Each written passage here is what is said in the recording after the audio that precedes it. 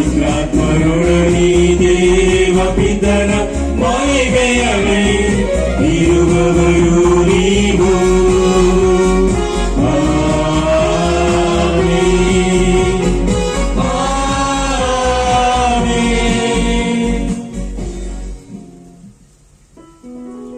ಪ್ರಾರ್ಥಿಸೋಣ. ಸರ್ವಶಕ್ತ ಸದಾ ಜೀವಿಸುವ ದೇವರೇ, ಪಾದುವದ ಸಂತ ಅಂತೋಣಿಯವರನ್ನು ಅತಿಶಯ ಬೋಧಕರನ್ನಾಗಿಯೂ ನಮ್ಮ ಅವಶ್ಯಕತೆಗಳಲ್ಲಿ ಮಧ್ಯಸ್ಥರನ್ನಾಗಿಯೂ ನಿಮ್ಮ ಪ್ರಜೆಗಳಾದ ನಮಗೆ ದಯಪಾಲಿಸಿದಿರಿ. ಕ್ರೈಸ್ತ ಜೀವನದ ಬೋಧನೆಯನ್ನು ಅನುಸರಿಸುವ ನಾವು ಅವರ ನೆರವಿನಿಂದ ಎಲ್ಲ ಸಂಕಷ್ಟಗಳಲ್ಲೂ ನಿಮ್ಮ ಸಹಾಯವನ್ನು ಅರಿತುಕೊಳ್ಳುವಂತೆ ಅನುಗ್ರಹಿಸಿರಿ. ನಿಮ್ಮೊಂದಿಗೆ ಪವಿತ್ರಾತ್ಮರ ಐಕ್ಯದಲ್ಲಿ ದೇವರಾಗಿ ಯುಗ ಯುಗಾಂತರಿಗೂ ಜೀವಿಸಿ ಆಳುವ ನಮ್ಮ ಪ್ರಭು ನಿಮ್ಮ ಪುತ್ರರು ಆಗಿರುವ ಯೇಸು ಕ್ರಿಸ್ತರ ಮುಖಾಂತರ ನಿಮ್ಮನ್ನು ಪ್ರಾರ್ಥಿಸುತ್ತೇವೆ.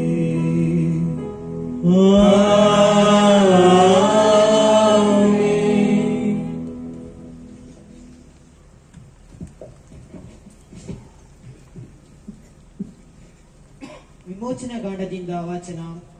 ಅವರು ರೆಫಿದಿವೆಲ್ ಬಿಟ್ಟು ಆ ಮರುಭೂಮಿಗೆ ಬಂದು ಅಲ್ಲಿನ ಬೆಟ್ಟಕ್ಕೆ ಎದುರಾಗಿ ಇಳಿದುಕೊಂಡರು. ಅವರು ಇಸ್ರಾಯೇಲರಿಗೆ ಈ ಮಾತುಗಳನ್ನು ಹೇಳು, ನಾನು ಈಜಿಪ್ಟಿನವರಿಗೆ ಏನು ಮಾಡಿದ್ದೇನೆಂದು ನೀವು ನೋಡಿದ್ದೀರಿ. ಹದ್ದು ತನ್ನ ಮರಿಗಳನ್ನು ರೆಕ್ಕೆಗಳ ಮೇಲೆ ಹೊತ್ತುಕೊಳ್ಳುವಂತೆ ನಾನು ನಿಮ್ಮನ್ನು ಹೊತ್ತು ಈ ನನ್ನ ಸ್ಥಳಕ್ಕೆ ಸೇರಿಸಿದ್ದೇನೆ. ಇದೆಲ್ಲ ನಿಮಗೆ ಗೊತ್ತಿದೆ. ಹೀಗಿರಲು ನೀವು ನನ್ನ ಮಾತನ್ನು ಶ್ರದ್ಧೆಯಿಂದ ಕೇಳಿ ನಾನು ನೀಡುವ ನಿಬಂಧನೆಯನ್ನು ಅನುಸರಿಸಿರಿ.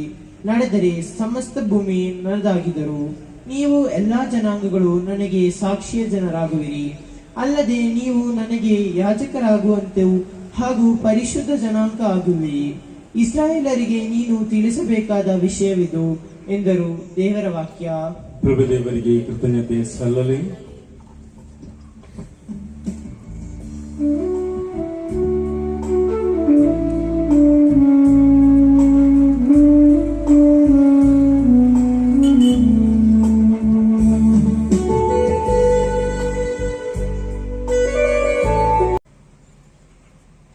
ರೋಮನರಿಗೆ ಬರೆದ ಪತ್ರದಿಂದ ವಾಚನ. ನಾವು ಪಾಪದಿಂದ ದುರ್ಬಲರಾಗಿದ್ದಾಗಲೇ ನಿಯಮಿತ ಕಾಲದಲ್ಲಿ ಕ್ರಿಸ್ತ ಯೇಸು ಪಾಪಿಗಳಿಗೋಸ್ಕರ ಪ್ರಾಣತ್ಯಾಗ ಮಾಡಿದರು.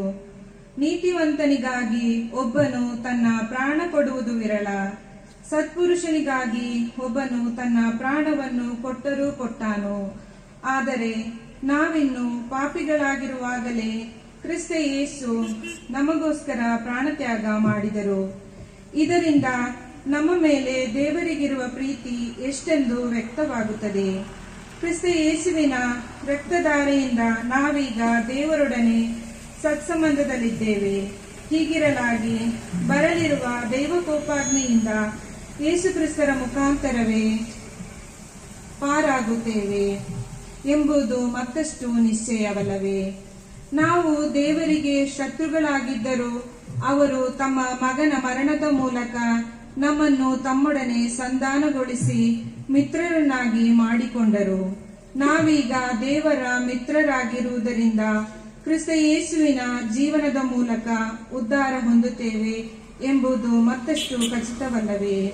ಅಷ್ಟೇ ಅಲ್ಲದೆ ನಮ್ಮ ಪ್ರಭು ಯೇಸು ಕ್ರಿಸ್ತರ ಮುಖಾಂತರ ದೇವರು ನಮ್ಮನ್ನು ಮಿತ್ರರನ್ನಾಗಿರಿಸಿರುವುದರಿಂದ ಅವರ ಮೂಲಕವೇ ನಾವು ದೇವರಲ್ಲಿ ಹೆಮ್ಮೆ ಪಡುತ್ತೇವೆ. ದೇವರ ವಾಕ್ಯವಿದು. ಪ್ರಭುದೇವರಿಗೆ ಕೃತಜ್ಞತೆ ಸಲ್ಲಲಿ.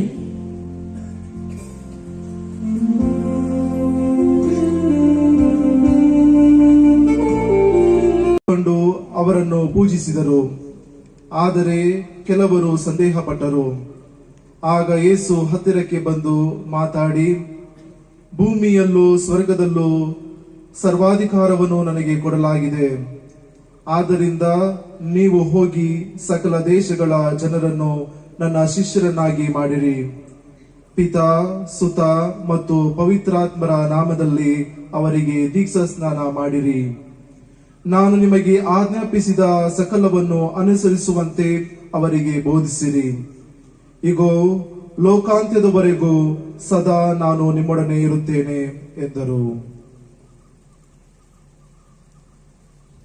ಪ್ರಭುವಿನ ಶುಭ ಸಂದೇಶ. ಕ್ರಿಸ್ತರೇ ನಿಮಗೆ ಸ್ತುತಿಯು ಸಲ್ಲಲಿ. ಇವ್ರ ಬಗ್ಗೆ ಯಾರಿಗೆ ಗೊತ್ತಿಲ್ಲ, ದಯವಿಟ್ಟು ಯಾರು ಗೊತ್ತಿಲ್ಲ ಅಂತ ಕೈ ಎತ್ತೀರಾ? ಸಂತ ಅಂತೋನಿಯವ್ರ ಬಗ್ಗೆ ಯಾರಿಗೆ ಗೊತ್ತಿಲ್ಲ ಸ್ವಲ್ಪ ಕೈ ಎತ್ತಿ ನೋಡೋಣ. ಎಲ್ರಿಗೂ ಗೊತ್ತಿದೆ. ಎಲ್ರಿಗೂ ಗೊತ್ತಿರೋದ್ರಿಂದ ಗೊತ್ತಿರೋದನ್ನೇ ನಾನು ಹೇಳ್ತೀನಿ, ಗೊತ್ತಿಲ್ಲದಿರೋದನ್ನ ನಾನು ಏನು ಹೇಳಕ್ಕಾಗಲ್ಲ. ಅಂತೋನಿಯವ್ರ ಬಗ್ಗೆ ಧರ್ಮಸಭೆ ಏನು ಹೇಳುತ್ತೆ, ಅವರ ಜೀವನ ಚರಿತ್ರೆ ಏನು ಹೇಳುತ್ತೆ, ಅವರು ನಮಗೆ ಕೊಟ್ಟಿರ್ತಕ್ಕಂತಹ ಸಂದೇಶವೇನು, ಇದರ ಬಗ್ಗೆ ನಾವು ಧ್ಯಾನಿಸೋಣ. ನಿಮಗೆಲ್ಲರಿಗೂ ಸಂತ ಅಂತೋನಿಯವರ ಹಬ್ಬದ ಶುಭಾಶಯಗಳನ್ನು ಕೋರ್ತೇನೆ. ಪ್ರಿಯ ಸಹೋದರ ಸಹೋದರಿಯರೇ, ಇಂದು ನಾವು ಪ್ರೀತಿ, ಜ್ಞಾನ, ವಿನಯತೆ ಮತ್ತು ದೇವರ ವಾಕ್ಯದ ಅಗಾಧ ಪ್ರಬೋಧಕರಾದ ಸಂತ ಪಾದುವಾದ ಸಂತ ಅಂತೋನಿಯವರ ಸ್ಮರಣೆಯನ್ನ ಈ ನಮ್ಮ ಒಂದು ವಟಾರದಲ್ಲಿ ಸ್ಮರಿಸ್ತಾ ಇದ್ದೇವೆ. ಸಂತ ಅಂತೋನಿಯವರು ಅಂದ ತಕ್ಷಣ ನಮಗೆ ಫಸ್ಟ್ ಮೊದಲು ಜ್ಞಾಪಕ ಬರ್ತಕ್ಕಂಥದ್ದು ಕಳೆದು ಹೋದ ವಸ್ತುಗಳನ್ನು ಪಡೆದುಕೊಡ್ತಕ್ಕಂಥವ್ರು ಅಂತ. ಆದ್ರೆ ಅವರು ಕಳೆದು ಹೋದ ವಸ್ತುಗಳನ್ನ ಪಡೆದುಕೊಳ್ಳೋದವ್ರು ಮಾತ್ರವಲ್ಲ, ದೇವರ ಜ್ಞಾನವನ್ನ ಅಗಾಧವಾಗಿ ಸಂಪಾದನೆ ಮಾಡಿದವರು ಕೂಡ, ದೇವರ ಪ್ರೀತಿಯನ್ನ ಅಗಾಧವಾಗಿ ಸವಿದವರು ಕೂಡ.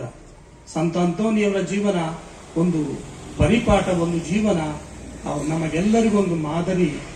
ಅವರನ್ನ ಬಿಟ್ಟರೆ ಅವರಿಗಿಂತಹ ಹೆಚ್ಚಿನ ಒಳ್ಳೆ ಸಂತರು ನಮಗೆ ಸಿಗುವುದಿಲ್ಲ. ಬೇರೆ ಸಂತರುಗಳಿದ್ದಾರೆ, ಒಬ್ಬೊಬ್ರು ಒಂದೊಂದು ರೀತಿ. ಆದ್ರೆ ಸಂತ ಅಂತೋನಿಯವ್ರದ್ದು ಒಂಥರ ಸ್ಪೆಷಲ್, ಅವರದೇ ಒಂಥರ ಸ್ಪೆಷಲ್ ಜೀವನ. ಪ್ರಿಯ ಸಹೋದರ ಸಹೋದರಿಯರೇ, ಯಾಕೆ ಇದು ಅಂತ ಹೇಳಿದ್ರೆ, ಅವರು ಯೇಸು ಸ್ವಾಮಿಗೆ ಜೀವಂತ ಸಾಕ್ಷಿ, ಜ್ವಲಂತ ಸಾಕ್ಷಿ. ಯೇಸು ಸ್ವಾಮಿಯನ್ನ ತಮ್ಮ ಮನಸ್ಸಿನಲ್ಲಿ ಪ್ರೀತಿಸಿದವರು, ಹೃದಯದಲ್ಲಿ ಅನುಭವಿಸಿದವರು, ತಮ್ಮ ಕೈಯಾರೆ ಅವರನ್ನ ಕೂರಿಸಿಕೊಂಡು ಸಂತೋಷಿಸಿದವರು. ಹಾಗಾಗಿ ಸಂತ ಅಂತೋನಿಯವರು ಪಾವನರು. ಪ್ರಿಯರೇ, ದೇವರ ವಾಕ್ಯವನ್ನ ಹೃದಯದಲ್ಲಿ ಹೊತ್ತವರು ಮತ್ತು ಅದನ್ನ ಬೆಳಕಿಗೆ ಚೆಲ್ಲಿದವರು ಸಂತ, ಜಗತ್ತಿಗೆ ಚೆಲ್ಲಿದವರು ಸಂತ ಅಂತೋನಿಯವರು. ಸಂತ ಅಂತೋನಿಯವರ ಜೀವನವನ್ನ ನಾವು ಅವಲೋಕಿಸಿ ನೋಡ್ಲೇಬೇಕು. ಯಾಕಂತಂದ್ರೆ ಯಾವುದೇ ಒಬ್ಬ ಸಂತ ತನ್ನಷ್ಟಿಗೆ ತನ್ನ ಆಗೋದಿಲ್ಲ. ಅದನ್ನು ಬೆಳವಣಿಗೆಯಿಂದಲೇ ಬರ್ತಕ್ಕಂಥದ್ದು, ಮೊದಲಿನಿಂದಲೇ ಅವರು ಅದನ್ನು ಬೆಳೆಸ್ಕೊಂಡು ಬಂದಿರ್ತಾರೆ. ಹಾಗಾಗಿ ಸಂತ ಅಂತೋನಿಯವರ ಬಾಲ್ಯ ಜೀವನ ಹೇಗಿತ್ತು ನಿಮಗೆ ಗೊತ್ತಿದೆ. ಆದ್ರೂ ಕೂಡ ನಾನು ಒಂದು ಸಾರಿ ಅದನ್ನು ನಿಮ್ಗೆ ಹೇಳಲಿಕ್ಕೆ ಪ್ರಯತ್ನಿಸ್ತೇನೆ. ದೇವರ ಆಹ್ವಾನಕ್ಕೆ ಅವರು ಸ್ಪಂದಿಸಿದಂತಕ್ಕಂಥದ್ದು. ಸಂತ ಅಂತೋನಿಯವರು 1195ರಲ್ಲಿ ಪೋರ್ಚುಗಲ್ನ ಲಿಸ್ಬನ್ನಲ್ಲಿ ಜನಿಸಿದ್ರು. ಅವರ ಹೆಸರು ಬಂದು ಫೆರ್ನಾಂಡೋ ಅಂತಕ್ಕಂಥದ್ದು. ಆಗಿನ ಅವರ ಧರ್ಮ ಕೇಂದ್ರದಲ್ಲಿ ಇರ್ತಕ್ಕಂಥವ್ರು ಬೆನೆಡಿಕ್ಟನ್ ಸಭೆಯ ಗುರುಗಳು. ಬೆನೆಡಿಕ್ಟನ್ ಸಭೆಯ ಅವರ ಪ್ರಾರ್ಥನೆಗಳಿಗೆ ಅದು ಬಹಳ ಮಾರು ಹೋದ್ರು. ಇವರು ಅವರ ಪ್ರಾರ್ಥನೆಗಳನ್ನ, ಅವರು ಯಾವ ರೀತಿ ಅವರ ಜೀವನ ಶೈಲಿಯನ್ನ ನೋಡಿ ಮಾರು ಹೋದ್ರು. ತಾವು ಬೆನೆಡಿಕ್ಟನ್ ಸಭೆಗೆ ಸದಸ್ಯರಾಗಿ ನಾವು ಹೋಗ್ಬೇಕು ಅಂತ ಆಲೋಚನೆ ಮಾಡುವಂತ ಸಂದರ್ಭದಲ್ಲಿ ಇನ್ನೊಬ್ಬರು ಅವರಿಗೆ ಪರಿಚಯ ಆಗ್ತಾರೆ. ಅವರೇ ಫ್ರಾನ್ಸಿಸ್ಕನ್ ಸಭೆಯ ಗುರುಗಳನ್ನ ನೋಡ್ತಾರೆ. ಮತ್ತೆ ಅವರ ಚಲನವಲನಗಳನ್ನು ನೋಡ್ತಾರೆ. ಅವರ ಸೇವೆಯನ್ನ, ಅವರ ಪ್ರೀತಿಯನ್ನ ಎಲ್ಲ ಕಂಡಂತಹ ಸಂತ ಅಂತೋನಿಯವರಿಗೆ ಯಾಕೋ ಈ ಕಡೆ ಬೆನೆಡಿಕ್ಟನ್ ಸಭೆಯಿಂದ ಈ ಕಡೆ ಅವರ ಮನಸ್ಸು ವಾಲ್ತದೆ. ಬೆನೆಡಿಕ್ಟನ್ ಫ್ರಾನ್ಸಿಸ್ಕನ್ ಸಭೆಗೆ ಅವರು ಹೋಗಿ ಸೇರ್ತಾರೆ. ಮಾತ್ರವಲ್ಲದೆ ತಮ್ಮ ಹೆಸರನ್ನ ಫೆರ್ನಾಂಡೋ ಅಂತಕ್ಕಂಥ ಹೆಸರನ್ನ ಬದಲಾಯಿಸಿ ಸಂತ ಅಂತೋನಿ ಅಂತಕ್ಕಂಥ ಹೆಸರನ್ನ ಅವರು ಇಟ್ಕೊಳ್ತಾರೆ. ಪ್ರಿಯರೇ, ಇದು ನಮಗೆ ಹೇಳ್ತದೆ ದೇವರ ಕರೆ ಯಾವಾಗ, ಹೇಗೆ, ಯಾವ ರೀತಿ ಬರುತ್ತೆ ಅಂತ ಯಾರಿಗೂ ಗೊತ್ತಿಲ್ಲ. ಪ್ರಿಯರೇ, ಸಂತ ಅಂತೋನಿಯವರಿಗೆ ಬಂದ ಕರೆಯನ್ನ ದೇವರು, ಸಂತ ಅಂತೋನಿಯವರು ಯಾವ ರೀತಿಯಾಗಿ ಸ್ವೀಕರಿಸಿದ್ರು, ಹೇಗೆ ಸ್ವೀಕರಿಸಿದ್ರು, ಬಂದಂತ ಕರೆಯನ್ನ ಅವರು ಸ್ವೀಕರಿಸಿದರು. ನನಗೆ ದೇವರ ಮೇಲೆ ಪ್ರೀತಿ ಇದೆ, ಈ ದೇವರ ಪ್ರೀತಿಯನ್ನ ನಾನು ಸವಿಬೇಕಾ? ಹಾಗಾದ್ರೆ ನಾನು ಕೂಡ ಈ ಫ್ರಾನ್ಸಿಸ್ಕನ್ ಸಭೆಯ ಗುರುಗಳಂತೆ, ಈ ಬೆನೆಡಿಕ್ಟನ್ ಸಭೆಯ ಗುರುಗಳಂತೆ ನಾನು ಕೂಡ ಒಬ್ಬ ಗುರು ಒಂದು ಸನ್ಯಾಸಿ ಆಗ್ಬೇಕು, ಜನರ ಸೇವೆಯನ್ನ ನಾನು ಮಾಡಬೇಕು ಅಂತಕ್ಕಂಥದ್ದು ಅವ್ರ ಮನಸ್ಸಿನಲ್ಲಿ ಹೊಮ್ಮೆ ಬರ್ತದೆ. ಪ್ರಿಯರೇ, ಅದಕ್ಕಾಗಿ ಅವ್ರೇನ್ ಮಾಡ್ತಾರೆ, ಸಂಪೂರ್ಣವಾಗಿ ತಮ್ಮನ್ನೇ ಅವರು ತ್ಯಾಗ ಮಾಡ್ತಾರೆ. ಬೇಕಾದಷ್ಟು ಹಣ ಇತ್ತು, ಬೇಕಾದಷ್ಟು ಸಂಪಾದನೆ ಇತ್ತು. ತಂದೆ ಒಬ್ಬ ಶ್ರೀಮಂತ, ಅಗರ್ಭ ಶ್ರೀಮಂತರು. ನಾವೇನ್ ಮಾಡ್ತೀವಿ, ನಮ್ಮ ಮನೆಗಳಲ್ಲಿ ಶ್ರೀಮಂತಿಗೆ ಅಂತ ಇದ್ದ ತಕ್ಷಣ ನಾವೇನ್ ಮಾಡ್ಬಿಡ್ತೀವಿ, ಬೇರೆದನ್ನೆಲ್ಲ ಮರ್ತು ಬಿಡ್ತೀವಿ. ಗುರು ಸನ್ಯಾಸಿ ಈ ಯೋಚನೆಗಳು ಬರೋದಿಲ್ಲ. ನನ್ನ ಮಗ, ತಂದೆ ತಾಯಿ ಹೇಳ್ತಾರೆ, ನನ್ನ ಮಗ ನಾನು ಸಂಪಾದನೆ ಮಾಡಿ ಇಟ್ಟಿರೋದನ್ನ ತಿನ್ಕೊಳ್ಳಿ ಸಾಕು, ಅವನೇನು ಬೇರೆ ಎಲ್ಲೂ ಸಂಪಾದನೆ ಮಾಡೋದು ಬೇಡ, ಅವನಿಗೆ ಹೋಗೋದು ಬೇಡ, ಅಥವಾ ಈ ಧರ್ಮಸಭೆ ಗಿರ್ಮಸಭೆ ಎಲ್ಲ ಬೇಡ ನಮಗೆ ಅಂತ ಈ ಆಲೋಚನೆಗಳು ತಂದೆ ತಾಯಿಗಳಿಗೂ ಬರ್ತಕ್ಕಂಥದ್ದು ಸಾಮಾನ್ಯವಾಗಿ. ಆದ್ರೆ ಅದೇ ರೀತಿ ಮಕ್ಕಳಲ್ಲೂ ಕೂಡ ನಮ್ಮ ತಂದೆ ಇಷ್ಟನ್ನು ಇಟ್ಕೊಂಡಿದ್ದಾರೆ, ಹಾಗೆ ಇಷ್ಟನ್ನು ಇಟ್ಕೊಂಡಿದ್ದಾರೆ, ಇದು ನನಗೆ ಸಾಕು, ನನಗೆ ಬೇರೆ ಏನು, ಈ ರೀತಿ ಆಲೋಚನೆಗಳು ಜಾಸ್ತಿ ಆಗಿರ್ತಕ್ಕಂಥ ಈ ಒಂದು ಸಂದರ್ಭಗಳಲ್ಲಿ, ಅಂದಿನ ಆ ಒಂದು ಸಂದರ್ಭದಲ್ಲಿ ಎಷ್ಟೇ ಆಸ್ತಿಯನ್ನಿದ್ರೂ ಕೂಡ ಆ ಆಸ್ತಿ ನನಗೆ ಬೇಡ, ನನಗೆ ಯೇಸು ಸ್ವಾಮಿ ಬೇಕು ಎಂಬುದಾಗಿ ಯೇಸು ಸ್ವಾಮಿಯನ್ನ ಆಸೆ ಪಟ್ಟಂತವರು ಸಂತ ಅಂತೋನಿಯವರು ಸಂಪೂರ್ಣವಾಗಿ ತಮ್ಮ ಜೀವನವನ್ನ ಸ್ವಾಮಿ ಕ್ರಿಸ್ತರಿಗಾಗಿ ಸಮರ್ಪಿಸಲಿಕ್ಕೆ ಅವರು ಪ್ರಯತ್ನಿಸ್ತಾರೆ. ಇದು ನಮ್ಗೆ ಹೇಳುತ್ತೆ, ದೇವರ ಕರೆ ಯಾವ ರೂಪದಲ್ಲಿ ಬರುತ್ತದೆ ಎಂದು ತಿಳಿಯದು, ಆದರೆ ಅದನ್ನ ಯಾವ ರೀತಿ ಸ್ಪಂದಿಸ್ತೇವೆ ಅದು ಬಹಳ ಮುಖ್ಯ.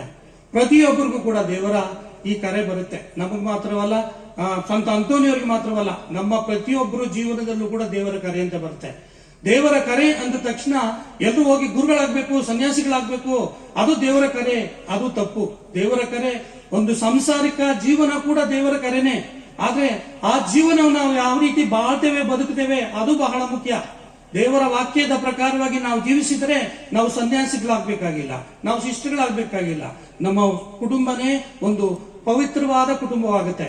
ಅಲ್ಲಿ ನಾವು ದೇವರನ್ನ ನಮ್ಮ ಮನಸ್ಸಿನಲ್ಲಿ, ನಮ್ಮ ಮಧ್ಯಸ್ಥಿತಿಯಲ್ಲಿ ಅವ್ರು ಇಟ್ಕೊಂಡು ಜೀವಿಸ್ತೇವೆ. ಅದು ಕೂಡ ಒಂದು ತರ ಕರೆನೆ. ಇಂತಹ ಕರೆಯನ್ನು ಕೂಡ ಯಾವುದೇ ಒಂದು ಕರೆ ನಮಗೆ ಬಂದಾಗ ಪ್ರತಿಯೊಬ್ಬರಿಗೂ ಕರೆ ಎಲ್ರಿಗೂ ಬರ್ತೆ ಅಂತ ಎಲ್ರೂ ಗುರುಗಳಾಗಕ್ಕಾಗಲ್ಲ, ಎಲ್ರಿಗೂ ಕರೆ ಬರ್ತೆ ಅಂತ ಎಲ್ರೂ ಶಿಷ್ಟಗಳಾಗಕ್ಕಾಗಲ್ಲ. ಅಲ್ಲಿ ದೇವರು ಯಾರ್ಯಾರಿಗೆ ಯಾವ ಕರೆಯನ್ನ ಕೊಟ್ಟಿರ್ತಾರೋ ಆ ಕರೆಯನ್ನ ಮಾತ್ರ ಸ್ವೀಕರಿಸಲಿಕ್ಕೆ ಸಾಧ್ಯ. ಹಾಗಾಗಿ ಸಂತ ಅಂತೋನಿಯರಿಗೆ ಬಂದಂತಹ ಈ ಕರೆಯನ್ನ ಬಹಳ ಪ್ರೀತಿಯಿಂದ ಸ್ವಾಗತಿಸ್ತಾರೆ ಸಂತ ಅಂತೋನಿ. ಅದನ್ನ ಪೂರೈಸಲಿಕ್ಕೋಸ್ಕರ ತಮ್ಮ ಜೀವನವನ್ನೇ ಸಂಪೂರ್ಣವಾಗಿ ಸ್ವಾಮಿ ಕ್ರಿಸ್ತರಿಗೆ ಅವರು ಸಮರ್ಪಿಸಲಿಕ್ಕೋಸ್ಕರ ಪ್ರಯತ್ನಿಸ್ತಾರೆ. ಪ್ರಿಯರೇ, ಸಂತ ಅಂತೋನಿಯವರಲ್ಲಿ ನಾವು ಕಾಣ್ತಕ್ಕಂಥ ಇನ್ನೊಂದು ಬಹಳ ಮುಖ್ಯವಾದ ಅಂಶ ಅಂತ ಹೇಳಿದ್ರೆ ಅವರಲ್ಲಿದ್ದಂತಹ ವಿಧೇಯತೆ. ಅಂತೋನಿ ಬಹಳ ಒಬ್ಬ ಮಹಾನ್ ವ್ಯಕ್ತಿ, ಜ್ಞಾನಿಯಾಗಿದ್ದರು, ತಿಳುವಳಿಕೆ ಉಳ್ಳವರಾಗಿದ್ದರು. ತಮ್ಮ